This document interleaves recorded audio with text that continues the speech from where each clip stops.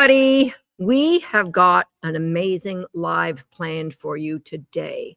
Amazing. Now, even though the focus says it's a little bit focused on agility, it actually is going to be really impactful for anybody who has any interest in dog training whatsoever, any kind of dog training. So I'm super excited. So after today, I'm going to share with you keys to dog training. Like, it doesn't matter if you're training your family pet just to be an amazing family pet. And for those of us who love the sport of dog agility, it's the same thing. We're going to talk about what the focuses should be of your dog training sessions. But if you have an interest in dog agility, I'm also going to share what we train and when we train it. I'm going to start off by sharing. This video should come with a trigger warning, actually, because I'm sharing a video of Profit that I haven't shared anywhere on social media before. It's a little kind of compilation of some of the things that we did together in Germany. And so I want you guys to continue to tell me where you're from, because I love that. And I think it comes with a trigger warning because, hey, he's like 12 and a half months old. And wow, look at this dog. And that's really important for the topic that we're sharing today. So before I share it, I'm going to give you a question to keep in mind. Write your comments in the chat. Whatever comes to you, what do you believe are the most important focuses of every and any dog training session? So it's not specific to agility. So I don't want you to say jumping and running contacts. It's what are there in my brain. There are 3 focuses for any dog. It doesn't matter if it's a dog like this or a dog like Profit. For any dog, there are 3 big focuses that every dog training session should have. So I want you to write down what you think it is. Hi from Virginia, Nova Scotia, Ancaster, neighbor, Maine, Ireland. So write down what you think that focus should be. And I am going to share with you this little video of Profit from, I don't know, a couple weeks ago when we were in Germany. Okay, so I'll share this video. I'm probably going to share it later on, but I want to share it while people are coming in here.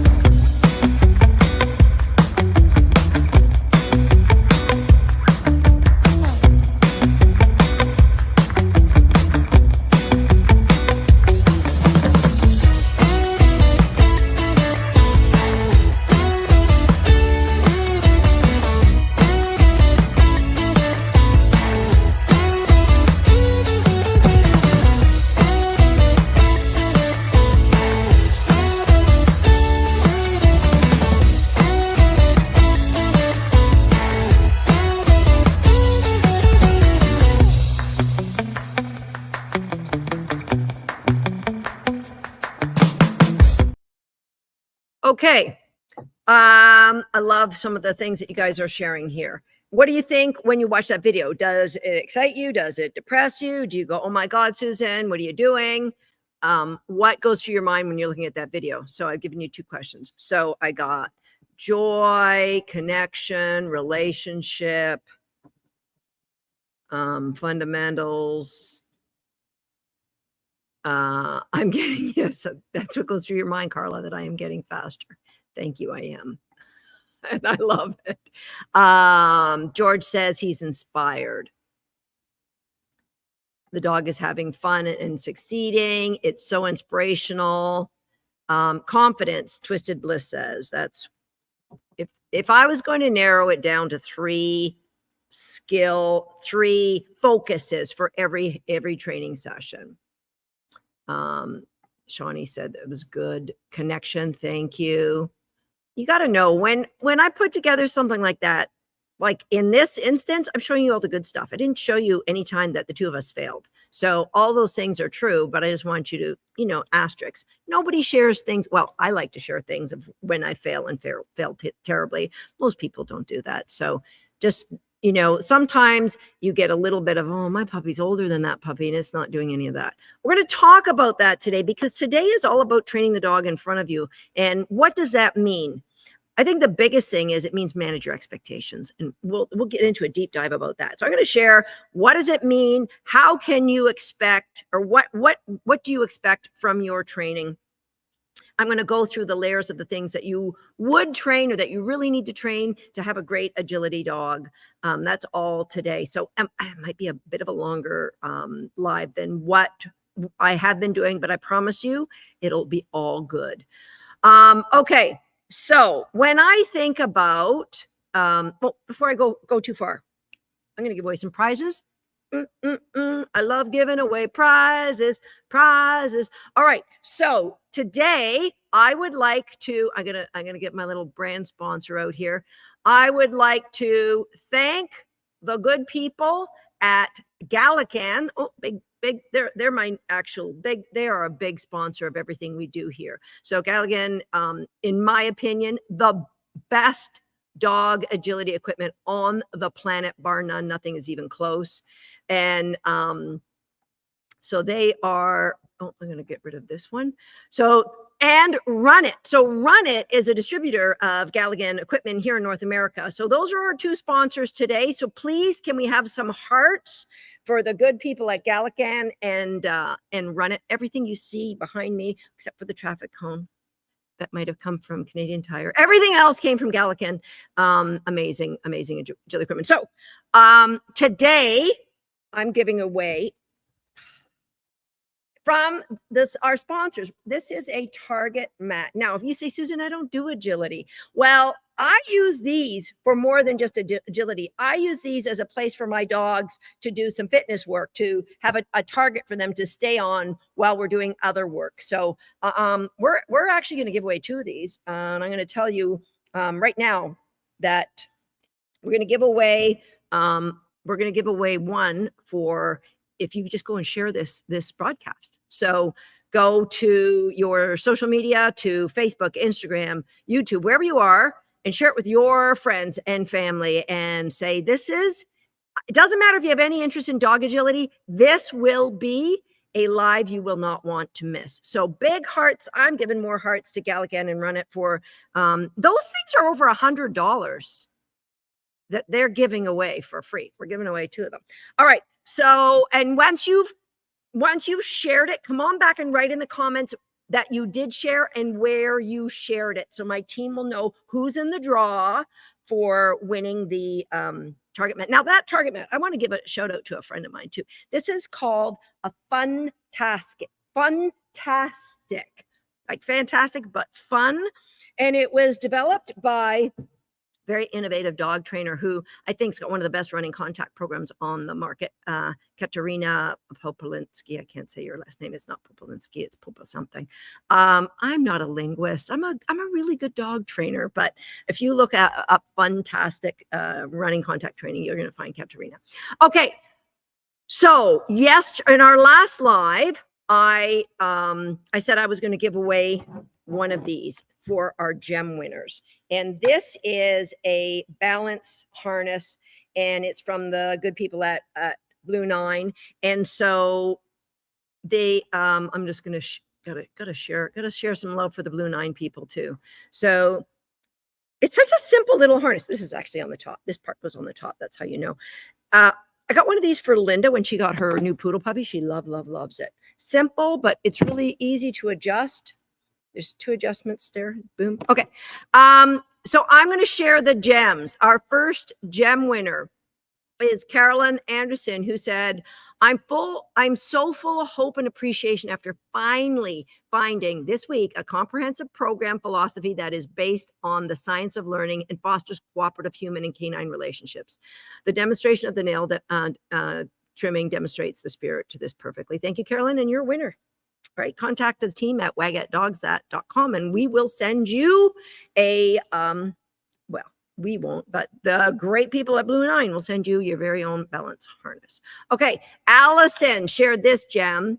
And first she said, emulate before you innovate, AKA follow the steps to apply the reinforcement system as demonstrated. It's based on science. And the fact that I've been teaching professionally for over 35 years. Second gem is our dogs' lack of understanding is demonstrated by their misbehavior, or what people call naughty behavior.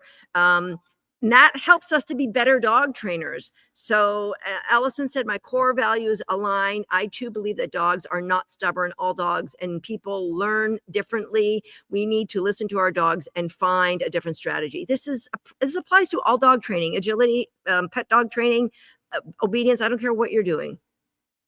I started Crate Games and then Handling 360, then added Agility Nation, since I've added Wag Nation, and morphed into Homeschool the Dog. Yep, love SAS team and their training. Allison, you're a rock star, my friend. You too win a balance harness.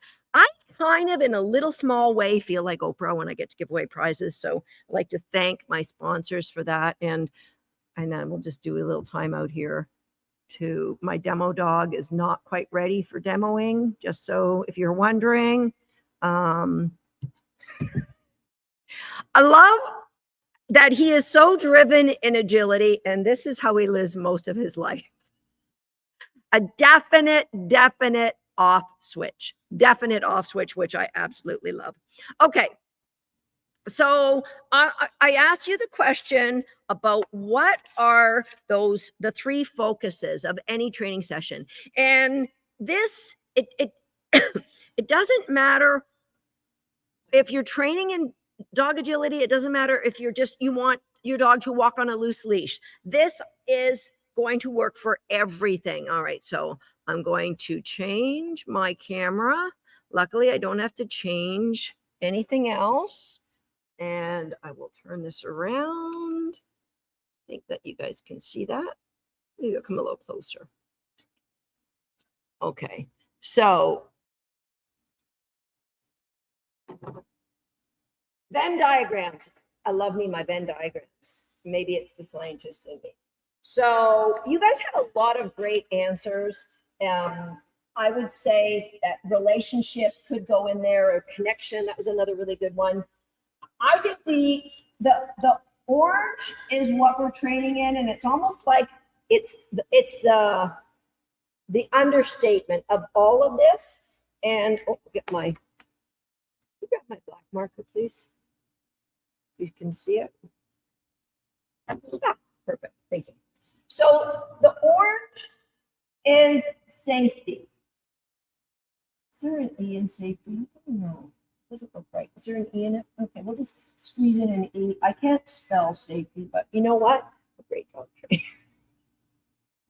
So that's the orange. That should always be assumed that it's going to be the foundation of everything we do. Inherently there is an element of risk in anything we do with our dogs. And so we've got to always be doing a risk assessment based on the age and stage and the foundational layers that you have with your dog. So safety is kind of the understatement. And then one of the big focuses is the joy, not just of the dog, but of you, because the dog can tell, excuse me, your energy is transferred right to the dog. So if you're having a bad day, depending on the dog, you probably should just say, I need to find some joy somewhere. Excuse me. Maybe it's going to come from a chocolate. That's always a good source of sense of joy. Or just saying, you know what I get to do? I get to train my dog. Find some joy before you try to train. And then clarity. That clarity comes from the layers of learning. Learning never happens in isolation. It has to, like, effective education has to come in layers. You know, you can't just take a 6-year-old and say, we're going to do organic chemistry now. Wait a minute, that's like first year university. We got some layers of learning that have to happen, and the same is true with your dog. So clarity comes from effective layers of learning. And the confidence The confidence is by you as a trainer never overfacing the dog. The confidence comes from, there might be some failures in training. We're just human, but we've prepared the dog that when they fail, this is what happens, and life is good.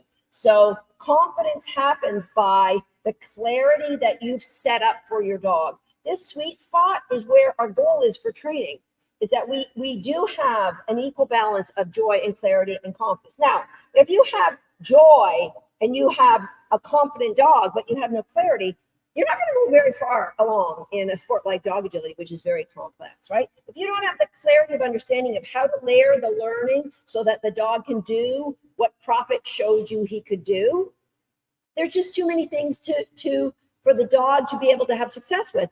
And if the dog doesn't have that clarity, what's going to happen? What did you do? A lot of blame on the dog. If you're doing dog agility right now, I'm going to lower this because this is my serious messaging. If you're doing dog agility right now and your dog does something you don't expect and you find your hands on your hip yelling at your dog, or I mean, not yelling, that's harsh, about saying, Rover, you know this. I interrupted Prophet's upside down siesta with that harshness. Just know that it's always in the way you handle the dog or in the clarity that which you taught the dog. There's so many things. If you're trying to teach isolated skills in agility, then you're going to lack clarity. And eventually the joy and the confidence are going to be diminished, all right? And the same thing is if you have clarity and you have confidence, but you don't have joy and you keep growing, you're going to end up with a dog that either really starts walking in agility or never ends up moving away. It doesn't matter how great a dog trainer you are. You have to know in agility when to add more complexity, when to keep things super simple, right? You need to keep that really, really clear for your dog. And so any one of these two combinations without the other is what's going to lead to you not meeting your goals and potentially one or both of you being frustrated and potentially one or both of you not liking agility. Because if you have joy and confidence but no clarity, then that could be a dog who's just woohoo, running off, doing all the things that they want to do anytime they want to do it, right? And with clarity and agility, it just encompasses so many things. It's clarity to know how to do a seesaw, how to do weave pulls properly, how to jump properly, how to turn tightly. But it also is clarity in what do my body cues mean? What all is involved, right? So this is, I think, true for anything we train our dogs to do, but absolutely true in agility. Let me know in the comments if this makes sense to you. Okay, I'm going to come back here. Look at me flipping that. Okay.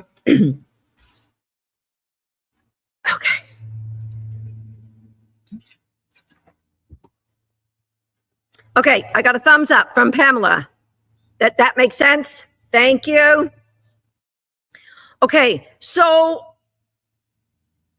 when we have, it doesn't matter if you have, I have 4 border collies.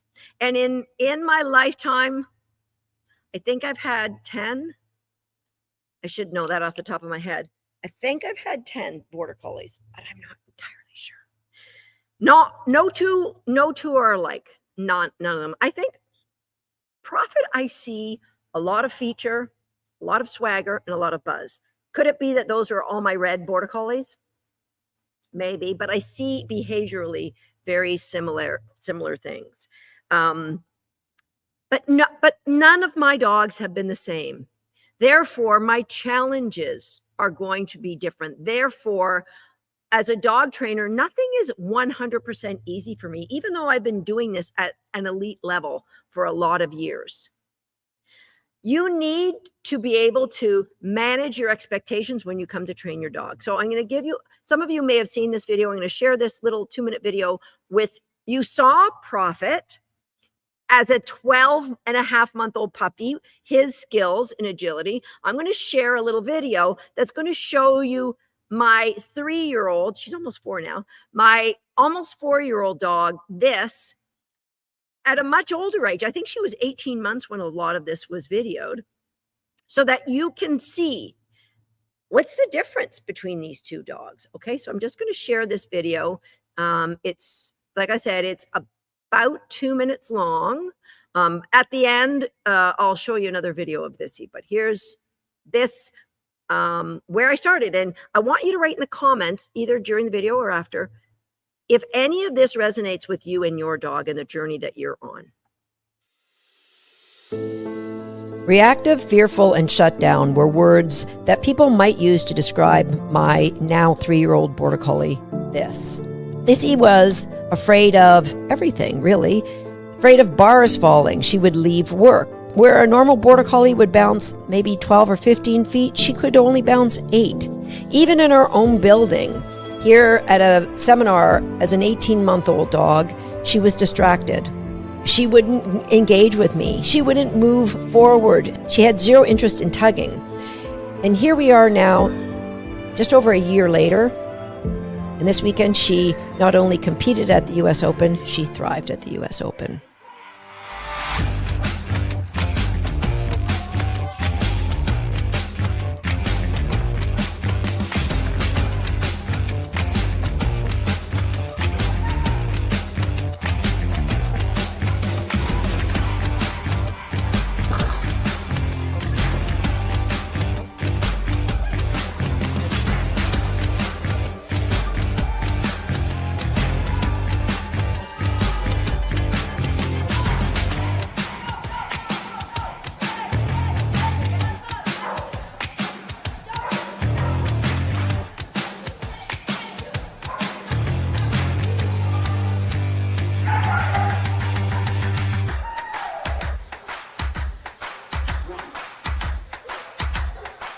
With a mantra of helping my dog to find daily joy, we looked for progress, not perfection. I hope you realize what's possible when you bring clarity into your dog's life. You help fan the flames of confidence, and from that confidence, joy can grow.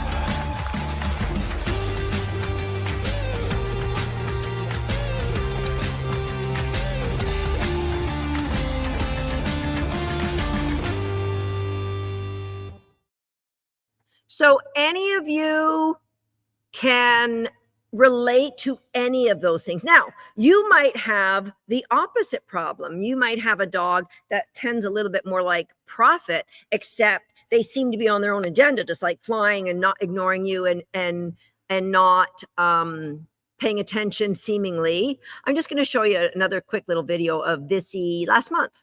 So we keep progressing. This is her at a competition in Texas last month.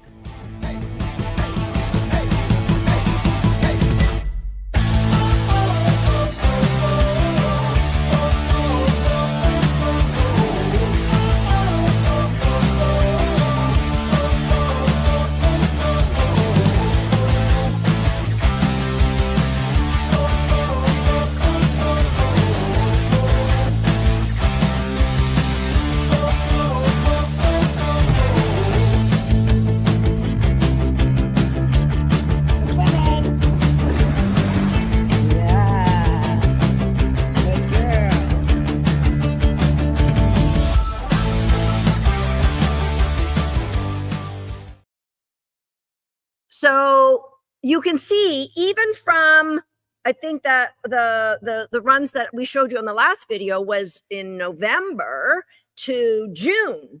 Like, she continues to find joy, to get faster. And so how can somebody who's a world champion of dog agility, who has been a world champion of dog agility for decades and decades, how can I then get a dog like this and say, well, this isn't the way agility should be? I believe that dogs are sent to us for a reason, and this help expand my empathy and understanding, to expand my empathy for any of you who are struggling with a dog like this. The bottom line, I kept reminding myself, is how much I love this dog. I just love her. She's just such a cool little dog. And so it wasn't like, you have to do agility, therefore we're going to get better. It was, we'll play around with this. And if we keep getting better, then maybe we can go to some trials, which we did. And if you keep getting better, we'll go to some bigger trials, which we did. There's all, for me, it's the expectation of where were we yesterday? Can we do better than that? If not, that's fine. If we can, and now we have like a community around the world of Team This who celebrate and follow our journey. And I think as cool as a dog like Prophet is, that this is far more inspirational for many people. Because what happens is if you have a dog who isn't normal, maybe you've got a different breed. Maybe you don't have a typical agility breed. And many of you watching from North America possibly do have a Chinese crested or a Newfoundland or something that you normally don't see in the agility ring. So the first thing you have to do is manage your expectations and say, do I have a plan to create clarity? That's where, I'm going to talk about Handling 360, but that's where Handling 360 comes in. That's our online program where people are able to turn things around for their agility dog, no matter where they're starting. So do you have a plan? How can you grow confidence? Is the dog having joy? Right? So manage your expectations. Number 2, this is the toughest one. You let me know if I'm not right, if this isn't more difficult than managing your own expectations. And that is the ability to ignore the expectations of others. Maybe it's family, maybe it's a spouse who means well, but they're like, you're sinking a lot of money into this agility and that dog doesn't seem to be getting much better. Or maybe it's the breeder who's like, the litter mates are doing so much better. Like, what do you think's going on here? Or maybe it's your own ego. Or maybe it's your trainer who's like, keeps pushing you. And I think the hardest thing is to say, I can ignore all that. I posted yesterday on social media that Prophet's mother and father, Siren Dam, came first and third in the biggest dog agility competition in the world just for border collies. It was epic. His mother came first, his father came second. And I got people writing me, don't you feel pressure now? No. Maybe he'll be one of the best in the world at agility, and it doesn't matter to me if we're not, right? So manage your response to the expectation of others, no matter where you are in your journey of dog training. And for those of you who are struggling in dog agility, just know it can get better if you have, when you get the sweet spot of that Venn diagram, the joy, the clarity, and the confidence. Okay. So I'm hoping you're nodding. You're saying, yes, I've got this. All right. Now I want to share with you, I'm talking about all these layers of learning, but what does that really look like? What do I mean by that? So if you think of all that we have to train in dog agility, like, well, let's do a little show and tell. I want you to write in the comments groups of skills that you need to be brilliant at dog agility.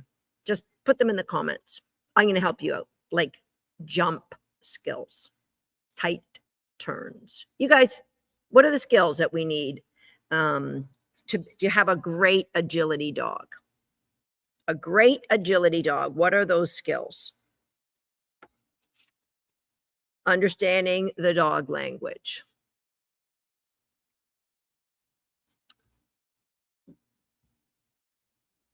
Value contact skills, LOH says. So seesaws and dog walks and A-frames, distance skills, thoughtfulness, to be able to be excited but still thoughtful. Robin says, we're new. I have no idea. That's awesome, Robin. I appreciate your being here. Confidence, foundational skills, crate games. Yes, those are things that go into it. Let's just talk about agility. All of the obstacles. What are the things that our dogs need? Any of that the dogs have to have understanding for. The flat work away from agility, Directional's best said. That's good. Right and left. They need to know right, left, turn a little bit, turn hard, turn soft.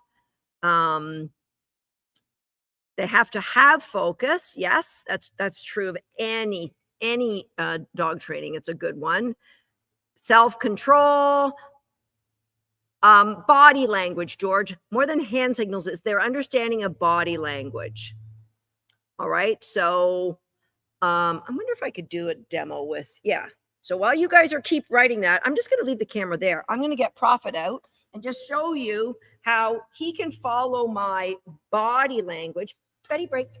She says, I'm sleeping. Get this thing. You guys keep writing. Now watch. Agility is about the dog driving, but following our body language.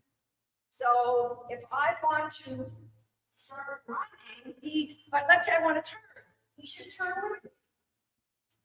If I want to change sides, he should change sides with me. Straight, good. Right? So that's the body language. That's the handling between the communication between the dog and the handler, right? But then Robin said, this is great. Distinguish different verbal cues. That's huge. That's huge. So let me just, maybe if I don't even have to change to the other camera, I'll just do that. Whoa, I think this will work. Okay, distinguish between different cues. So let's say, can I have that one? I'm going to trade that out for this one because this throws better. Plus it says Agility Nation. How cool is that? Straight. All right. So if I said, I'm going to stand right here, we'll put a mark on the ground where I'll be, so that I'll stand in the same place. All right. You guys can see that, right? If I go, and he goes out there, that's his toy, and he's excited, right? So now what's going to happen when I say, yeah. So he needs to be able to understand it. If I go really close, I can do another tunnel. Tunnel. I'm sorry. Good boy. Right, we're going to go really close. Really close. Right? Yeah.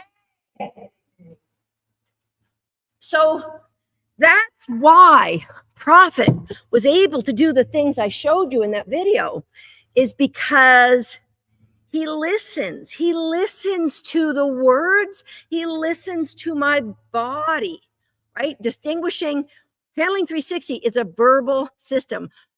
The first one of its kind in the sport of dog agility. Back in the day when people say, don't talk to your dog, it distracts them. Today, everybody at the top is using a verbal system. So everything we do, because we've been doing it for 15 years in Handling 360, we have the understanding of what to keep and what not to keep in how we teach that. Okay? So a lot of great skills. So if you look at all the skills, these are all the skills that people could use for dog agility. So how do we create some clarity out of all that chaos? Oh, Susan, what I got to do my dog walk. I got to do my seesaw. I got to do my wave pulls. So I haven't. Oh man, guess what? He hasn't done his dog walk. He hasn't done his seesaw. He hasn't done his weave pulls. He hasn't been seen two sets. I do 2x2s. He hasn't even seen two weave pulls. He's never even seen them, because there's so many other things that we can do and have fun and grow confidence so that we can be the best agility dog we can be. All right. So where does it start? It starts the development of agility skills. We need to organize. Now, I'm not saying there is a special order. Everything's got to be done in a special order. But generally speaking, there are some skills, like on the left-hand side, that need to be in place before you will have success at the right-hand side. So, and with each grouping of skills, like this is relationship games, AKA recaller games. And those games, every one of these little balls in the air can be broken down into a lot of other balls. So the recaller skills can be broken down, or the relationship skills that I have there, that can be broken down to recaller games and manners and nail trimming and body awareness and all sorts of different things that get put into that. Sorry, This is all of the recolor games and the relationship things, okay? So that all gets put into just that one little ball. Now, I hope by showing you all of this that I'm not overwhelming you, that you're not going, I'm out. I could never possibly do agility. Because here's the really cool thing. As you are training in dog agility, you're deepening that relationship with your dog so that outside distractions are no longer have any power for the dog because they're so deeply connected to you. So yes, there's a lot of little things to consider, but if you're doing it in a strategic way, you're just deepening that relationship that you have with your dog as you're doing it. And so here's all the layers. Can you guys see that really well? So you can just screen cap that. Relationship, manners, body awareness, learning to fail through shaping, balancing the use of food and toys, being able to retrieve. So a lot of people skip retrieve skills and they'll jump right over to like number 15. Oh, my dog can't retrieve, but I'm going to do tunnel games. Well, guess what? You will struggle with your tunnel games when your dog doesn't have a retrieve. Drive, thoughtfulness in drive. So that drive, remember I said that there is with each one of those things, there's a bunch of little other skills that are associated with each focus. So drive is, I think Dee pointed out, we need a dog who's not only driven, but is thoughtful while they're driven, that they're still listening. They don't go, oh, we're doing agility, okay, bye. That's part of the game together. All of these things get woven into, so those are all of the things that get woven into an amazing agility dog. And the really cool thing is that when you're doing this, when you're approaching this in a strategic way, that the vast majority of these skills, the vast majority of them happen before you ever get too much agility equipment. So number 12 is jump skills. Number 11, directionals, you might use a jump for that. So there's so much that you can do. But what happens is people have this idea in their head that you can start agility when the growth plates are closed. Yeah, let's start agility. The growth plates are closed. If you listen to my podcast a few weeks ago, that maybe is a consideration. I would never do agility with a 5-month, 4-month, 6-month puppy. But there are things that you can do if you've got all of these done. So all of these for Thisy probably took her till she was close to 2 years old. For Prophet, that was all done and dusted by the time he was 5 or 6 months old. So did I then say, now I can run agility? No, I'm like, yeah, now let's do some things to develop the fitness level of the dog and grow it up. I'm not going, just because that dog can do agility, I'm going to let him do some sequencing with 2 or 3 obstacles, maybe when he's 7 months old. But I'm getting ahead of myself.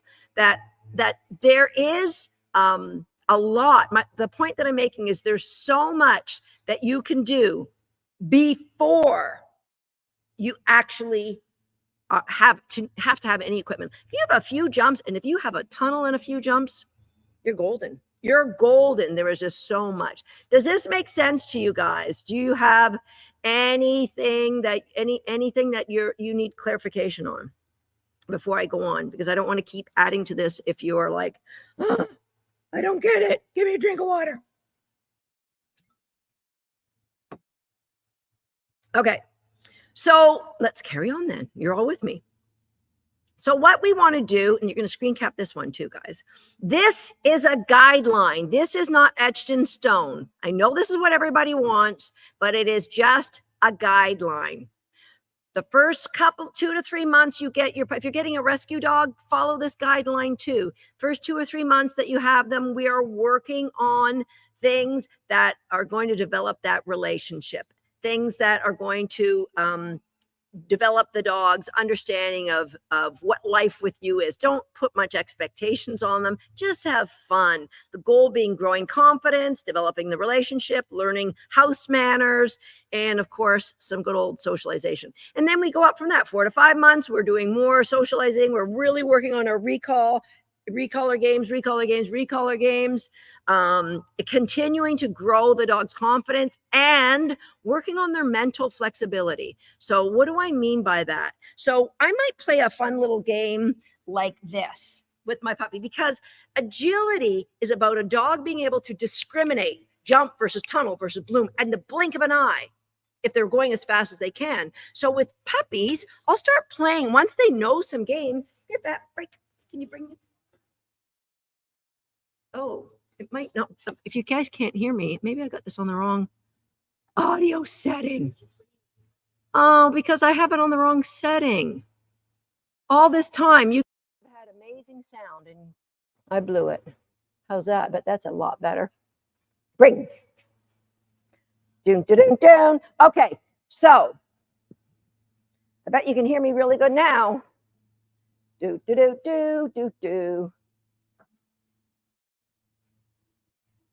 So little discriminations. Mine. So I might put the toy out in front. I grab my ready, set, strike. Yeah, he can grab the toy. Ready, set, lee, lee, lee, lee, lee. Bump. Lee, lee, lee, lee, strike. Oh, that would be your head. Ready, set, wrap, wrap, wrap, wrap, wrap, wrap, wrap, strike. Okay, so playing these little discrimination games as they're growing up. So this is the age and stage.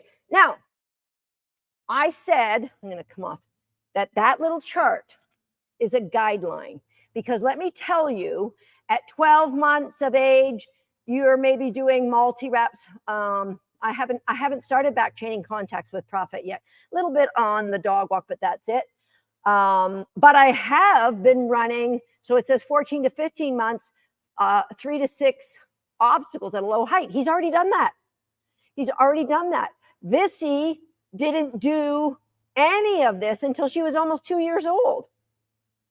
So I want to stress that it is a guideline. It isn't, oh, that chart says my dog should be doing this now.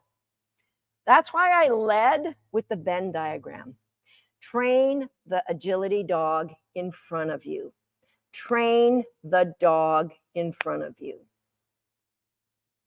There is no etched in stone guideline for any dog. You might have a dog like this. You might have a dog like Prophet. I hope you love them as equally as I love mine. And I'm trusting that if you're watching this, you do. And so you want to bring out the best in those dogs or in your dog when, just depending on the dog that you have, in a way that doesn't overwhelm that dog. And that's why it would be a disservice to me if I didn't encourage you, not just suggest, not just offer, but absolutely shake you and say, handling 360 is where you need to be. You absolutely do. It doesn't matter what your goals are. We've had world champions that have won medals well in handling 360. We've also had people who had never even seen agility before they joined handling 360. Because of the way that we present these layers, we're growing your confidence as we're helping you to grow your dogs. And that's why, like, it's just, to me, there's no other place that people should be working to grow their dog's understanding. And I wish I could knock on everybody's door and say, as a dog lover, if you have any interest in dog agility, yes, this is an investment. It's a huge investment. And you might say, well, I live in a different country. My currency is different. This is going to be, it might be $5,000 for me. But it's an investment in you being able to bring out joy in your dog, let alone the investment in you having success in agility. All right. So I'm going to answer questions now about Agility Nation, about handling 360. Now we have 3 different products. So Agility Nation is a membership. If you are uncertain where to start, most people should be starting in handling 360. Handling 360 is a set of classrooms where we walk you through the layers. There's videos, there's PDFs, there's entire group of coaches that help you get success at every layer. And for some people, like the things that I've showed you here, everything I've showed you here is from Handling 360. Things like how do I do a dog walk or how do I do weave pulls? Those are like outside skills. Those are in Agility Nation. So we have both Handling 360 or Agility Nation. If you feel ambitious and you want to get them together, I think this is like a savings of 45%, I believe. But if you want to know where to start, if you want to start bringing joy and clarity and confidence to your dog, 100% it's a Handling 360 start. Okay, so I'm going to answer your questions now. This is from Liam and Lizzie. How much agility equipment do we need at home for Handling 360 program? Well, as I mentioned, it's different classrooms. So for the first 2 classrooms, you can do them all with like a cone, or if you don't have a cone, a garbage can. Come on, you can get a garbage can, right? So you can just improvise with what you don't have. And then near the end of the first classroom, I think, is 6 weeks. The second classroom, I believe, is 16 weeks. So this is a year-long coaching program. So the first classroom, we work on your, like, do you have a dog like Prophet or do you have a dog like this? Do we have to build up drive or do we have to help you learn how to create focus with that drive? And then we go to our foundation, the flat work, where I show you the dog that follows your body. We teach you how to do what's the difference between a blind cross and a front cross. I'm going to just show you that video. I'm going to break up what I'm going to say right now. I'm going to show you that video again of Prophet, because I think, yeah, see if you can see blind cross, rear cross, front cross in the video. How many of each? I'll watch along with you and I'll see how many blind crosses, how many front crosses. Now, maybe you can't see them, but like, do we see on the camera? All right, on camera, how many blind cross, front cross, rear cross? And if you're new to agility, you're like, I don't know what language you're speaking right now, girly. It's okay. Just watch and enjoy.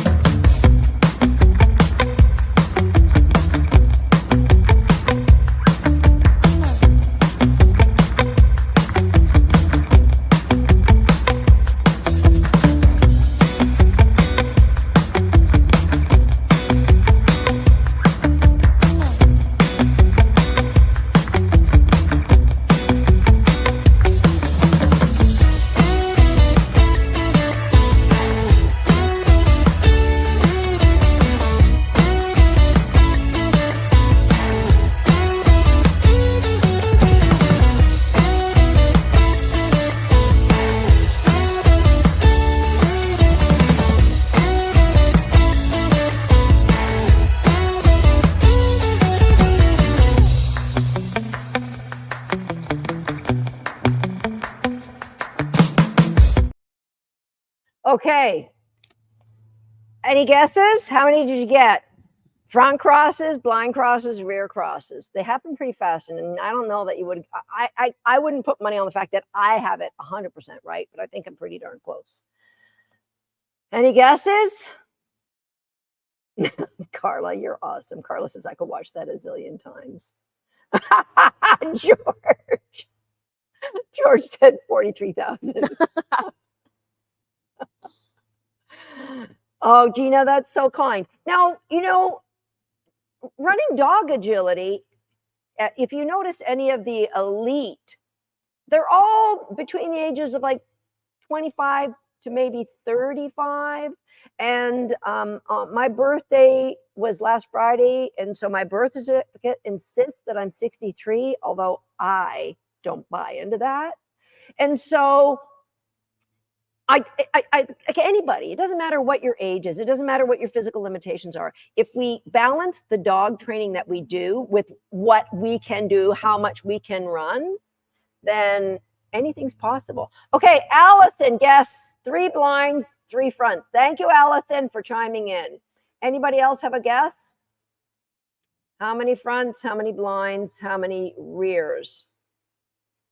And it's a trick question. If you're watching this after the fact and you'll say, I didn't see any rear crosses. I saw three rear crosses. All of them were threadle rears. So I know I'm talking a technical jargon. And once you are in Handling 360, all of this will be like a new language to you, right? So Chelsea, who is here, who is a horse person, but she works here at Secret Headquarters. She's one of the key people here that help keep the ship flying. And Chelsea's a horse person. So when we talk about, blinds and backside rears, and she's like, what language are you people speaking right now? I'm learning. She is learning. That's right. Okay, so I'm going to leave that. I saw 4 fronts, 5 blinds, and 3 rears. Could be wrong. There could be one more in there. It happened. A lot of them came right on top of each other. Okay, so Vicki counted 10 in total. So I got 12. But I love that you're counting, right? And for those of you who are watching this, rewatch that clip and see if you can see what we're talking about. And maybe if there's enough interest, I'll do another live sometime before our registration closes for our programs on Wednesday night. So maybe before then I'll come back and I'll slow it down and point out where all those crosses were.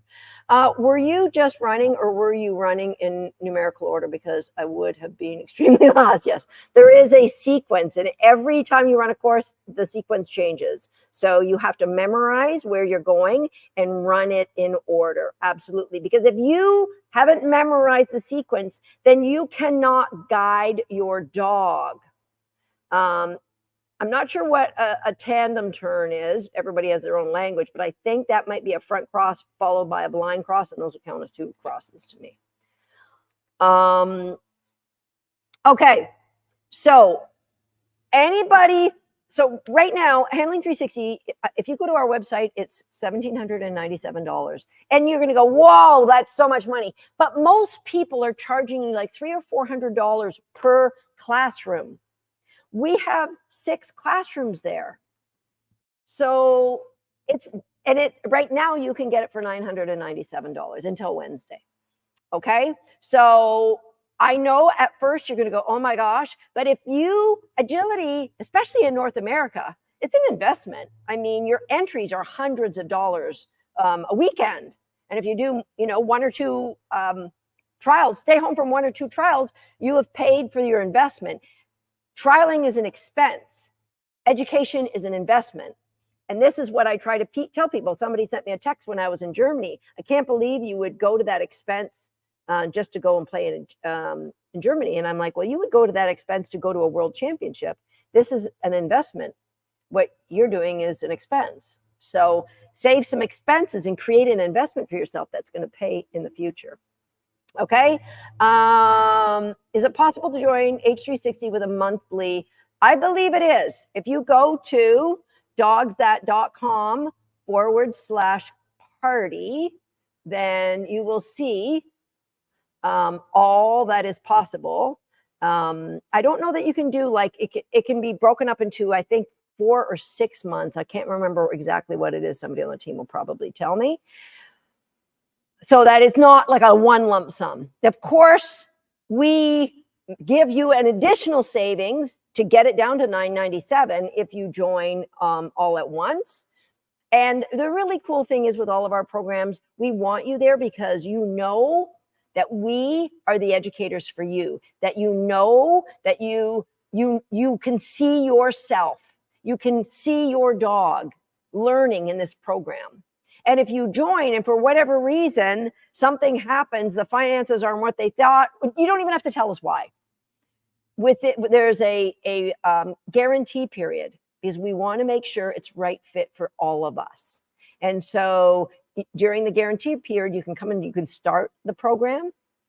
And if you say before the guarantee period's up, something's come up and I have to get out, you don't have to explain why. We'll give you all your money back, all of your money. Now, can't promise that your credit card will give you all your money back. They might have some fees. I don't know. It depends on your country. But we won't hold anything back, 100% giving it back to you.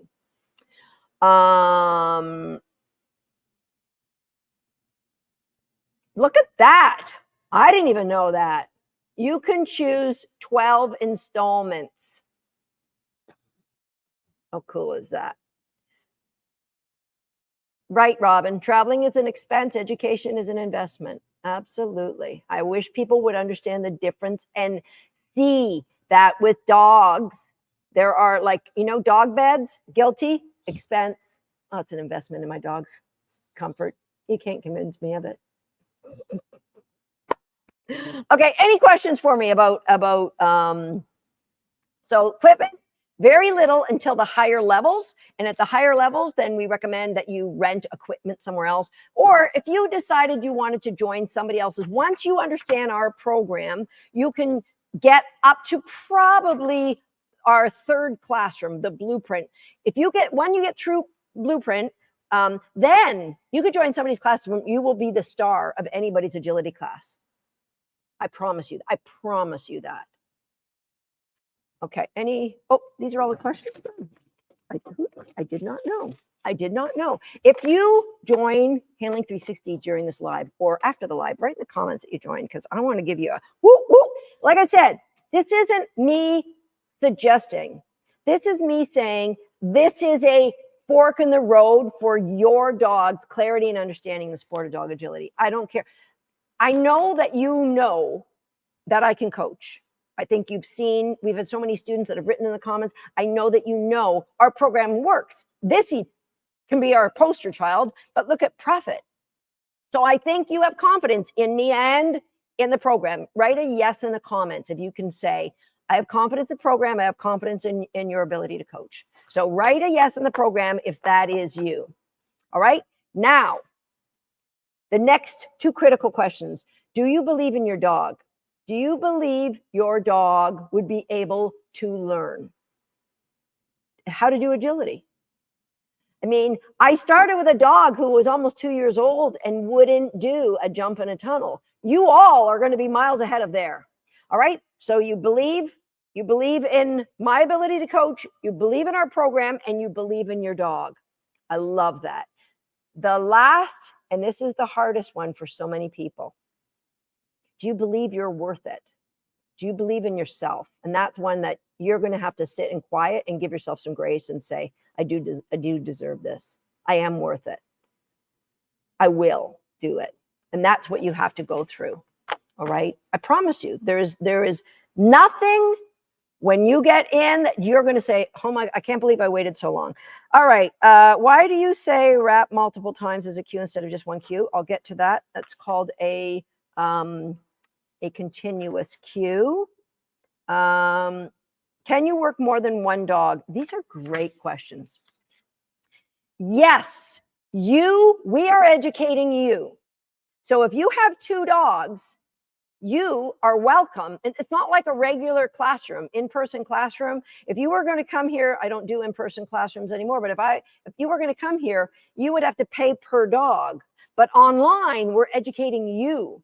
So if you want to train 2 dogs and put videos in, if you'd like us to see your work of 2 dogs, have at it. Have at it. Absolutely. It's one person that we are educating. That's it. And then however many dogs you've got. Should I start homeschool the dog or recolors with a puppy? That's from, I think it's Black Dogs or Blake Dogs. Absolutely recolors with a puppy.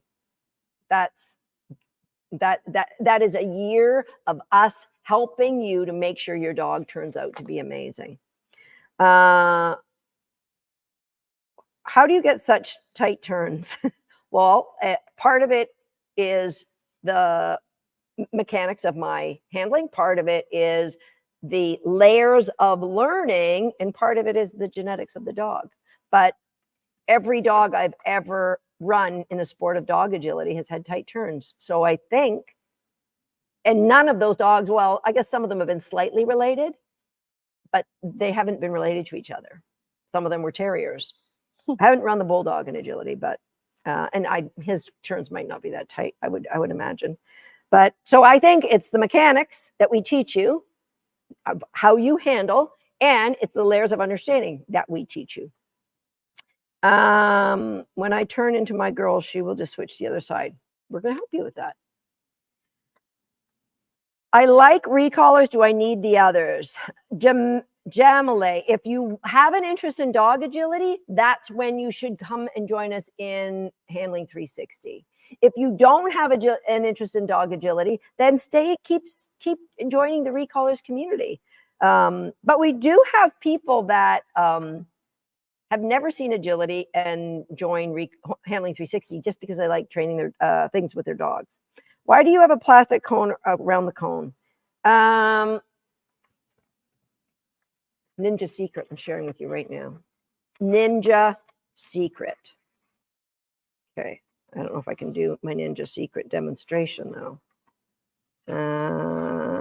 Okay. I don't even have a cone. I don't even have a cone. Okay. So let's say this is a cone. Do you see how wide that is there? And you see how wide it is at the top, right? So it's far, far narrower at the top than at the bottom. So when a dog is wrapping, and if they're going fast, they're going to start to lean in. And when they lean in, they're going to learn to hit the wing of jump. We don't want them to learn that. So that little plastic creates a barrier where they don't learn to lean in. There you go. Extra little ninja secret.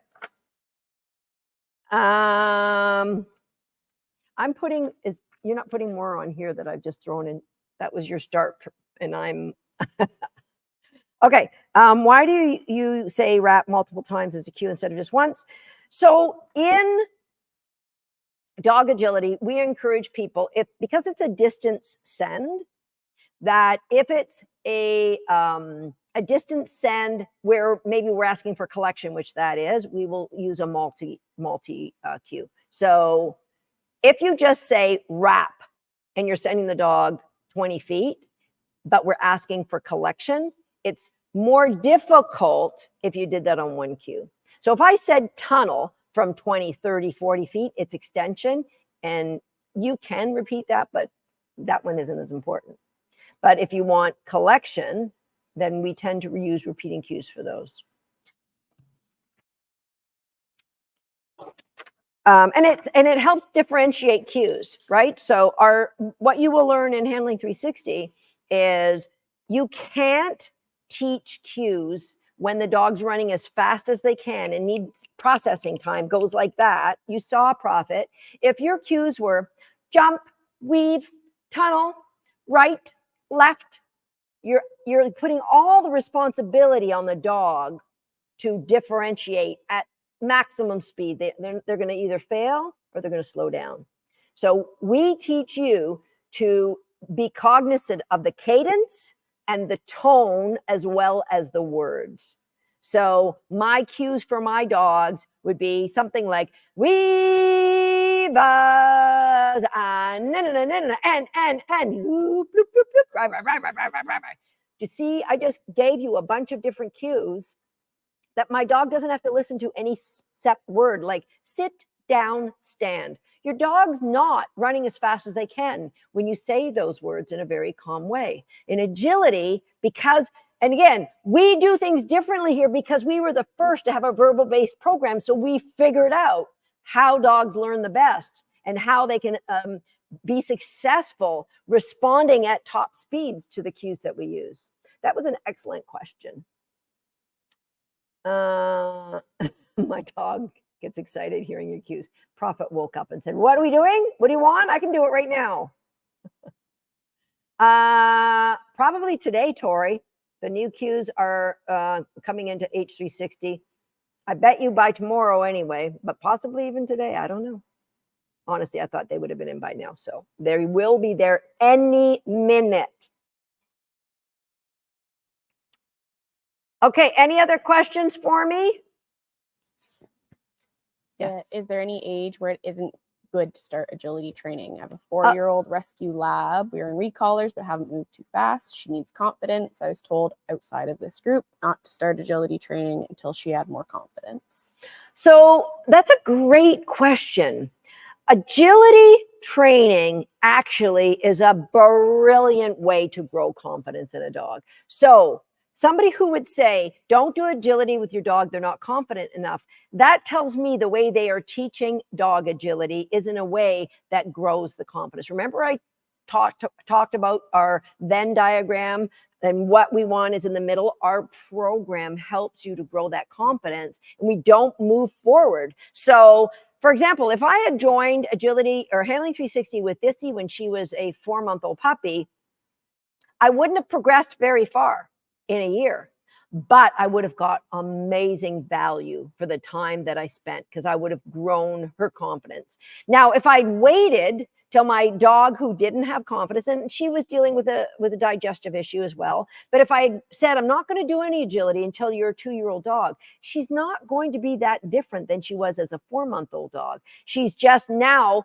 learned a set way of going in relation to working with me. And so I love agility as a way to help grow a dog's confidence. So my advice to you is join Handling 360.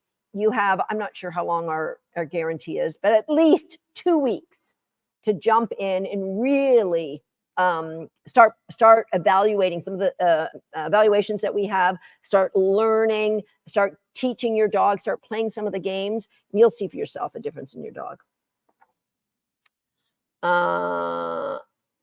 Okay, could you show the Venn diagram one more time? Yeah, you guys, you should, that's another thing to screen cap. Come on. So let me just turn my camera over.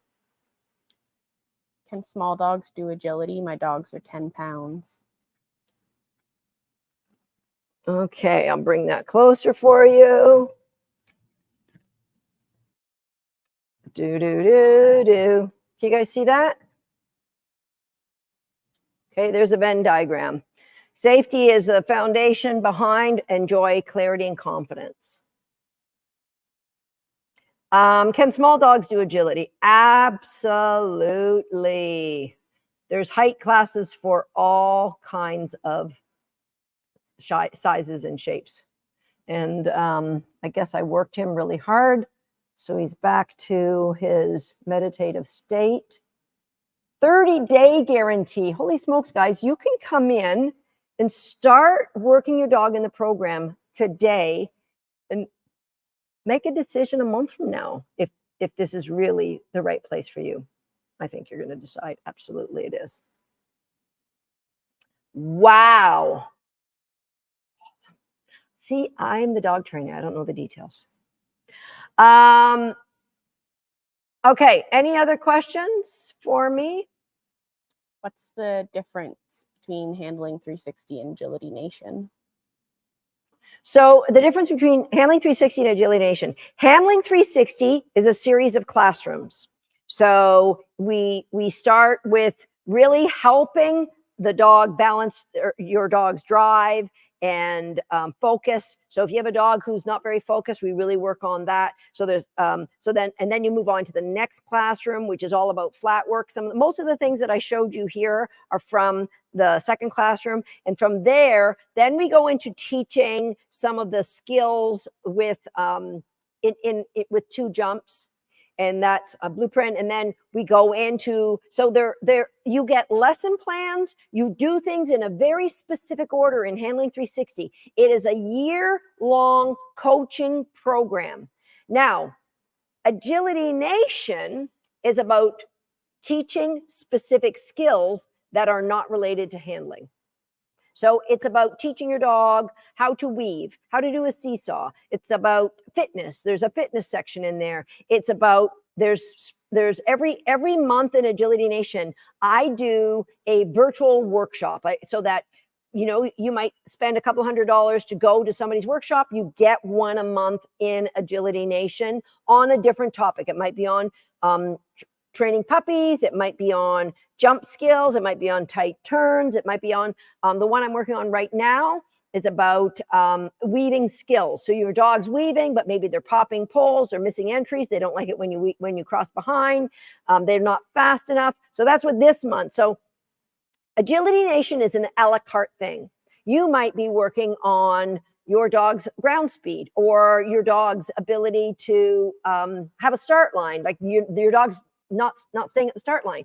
That's all in Agility Nation, which is why a lot of people decide to buy them together, because you might say, well, Susan, I really need to fix my dog's start line, but I want to really grow agility, my dog's understanding of handling cues.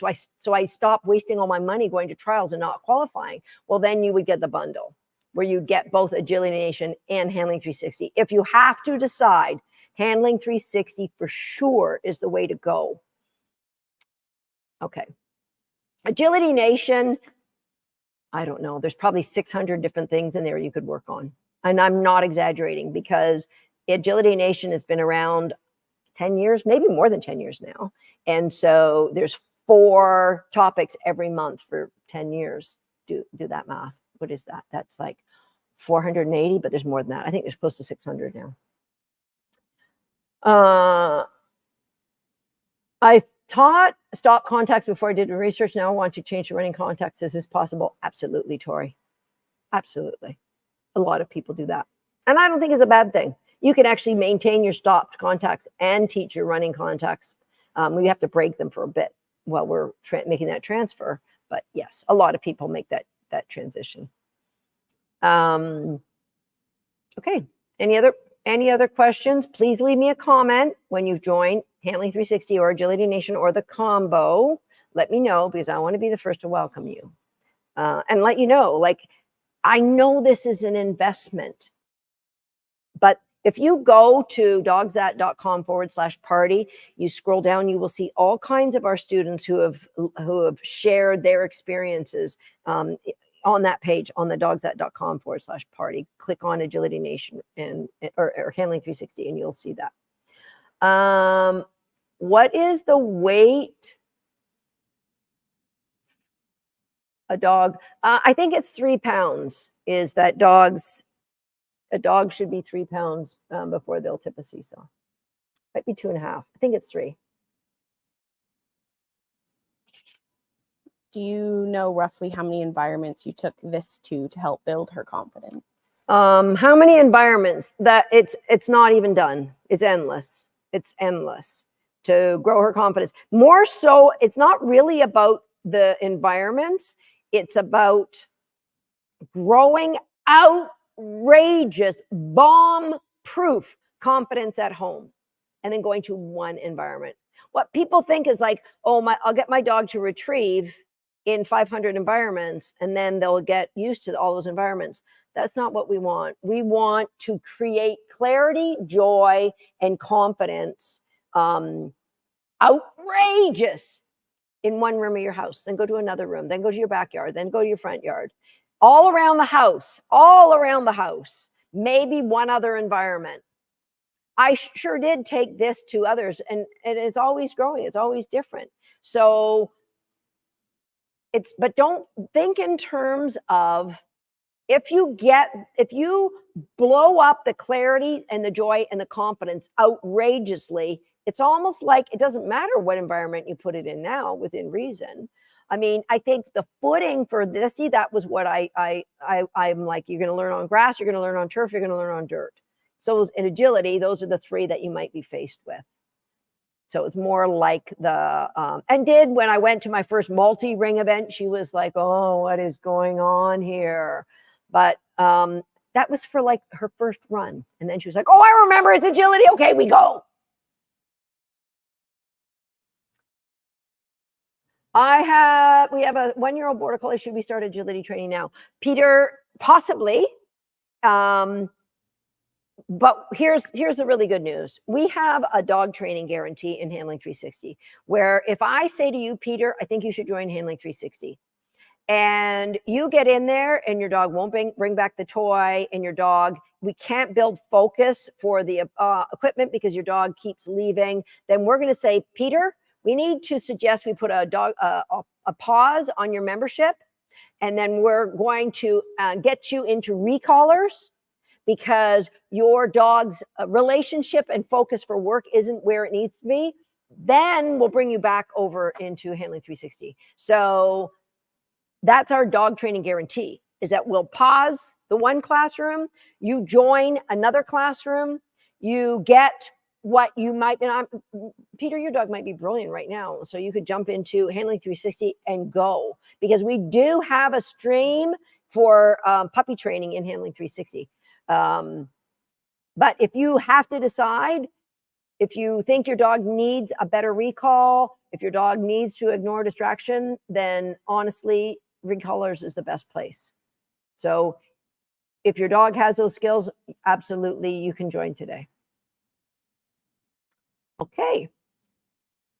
Can I do H360 with my dog with minimal equipment? Absolutely. All the way up to the 3rd classroom. And then we'll suggest, like, you need, I think it's the 4th classroom that you need 3 jumps and 2 tunnels, or you need to go somewhere you can rent space in somebody's hall.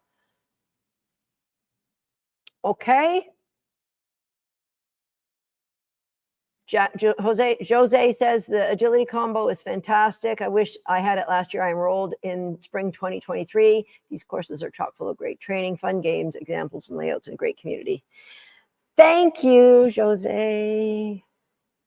Okay, I'm going to sign off now. I know we have a share, but I think in fairness to people who are asleep during this live, I'm not going to give away our share right now. So we're going to do it in 24 hours. So if you're watching the video, the replay of this video, then you can share this live on your social media. Come on back and say shared, and we will announce the winner tomorrow, or tomorrow, 24 hours from now. So everyone gets a chance.